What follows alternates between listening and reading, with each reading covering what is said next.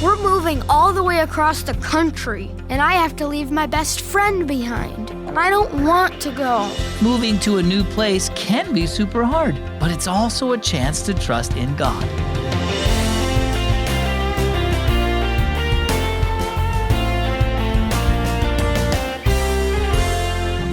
Hi, I'm Zach, and you're listening to Keys for Kids. Thanks for joining me today.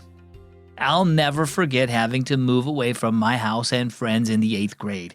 Now, instead of living in the country with lots of room to explore, my family moved to the city.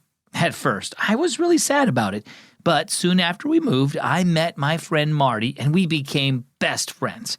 Now, it's okay to be sad about change, but remember to trust God in every part of your life, just like it says in Psalm 56:3, "Whenever I am afraid, I will trust in you." Our story for today is called A Leap of Faith. Jake finished taping up the box that held his video games. "What do you think my new school will be like?" he asked Mom. "I'm guessing it will be similar to Wilson, but we'll have to find out when we get to New Jersey." Mom smiled and gave him a hug. "It's gonna be all right, you know." "I know," Jake said. When Mom left the room, Jake picked up a photo album and looked through it. He saw a picture of his best friend, Matt. They'd been best friends since kindergarten, and they played basketball together every day after school. What would he do without him? "Jake," Mom called, "we're leaving for Grandma's. Don't forget your swimsuit." In the car, Sarah, Jake's 4-year-old sister, said, "When we move to New Jersey, I'm changing my name to Melissa the Mermaid." Everyone chuckled. "Well, Miss Mermaid," said Mom, "you're going to make quite a splash at the pool today." That afternoon in Grandma's pool, Jake was playing Marco Polo with Mom when he looked up and saw Sarah standing on the diving board asking Dad to catch her. She had never jumped off the diving board before.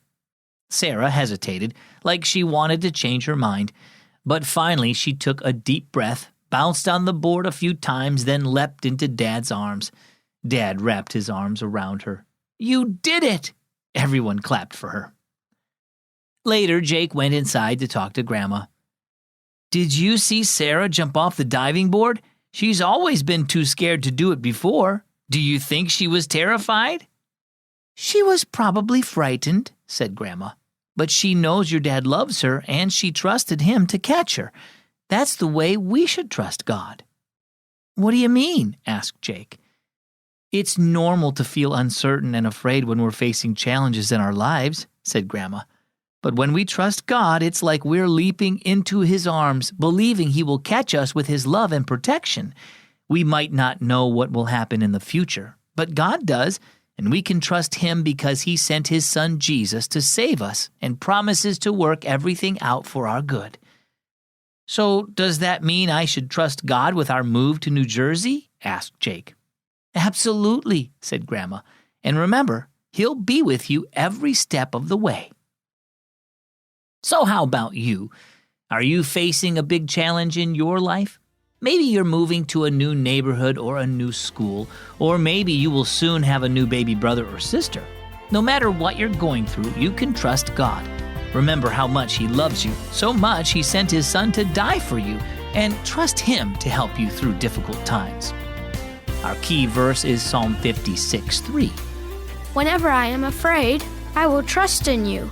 And our key thought for today, trust God when you're afraid. You know, sometimes the best way to enjoy a good story is to hold it right in your hand and feel the pages and smell the ink. Now you can get the Keys for Kids stories just like that. We'll send it to you in the mail with your name on it and everything. That way you'll never miss a story. Plus you can play games and write in the journals. Get it by mail by signing up at keysforkids.org/subscribe. I'm Zach, and this is Keys for Kids.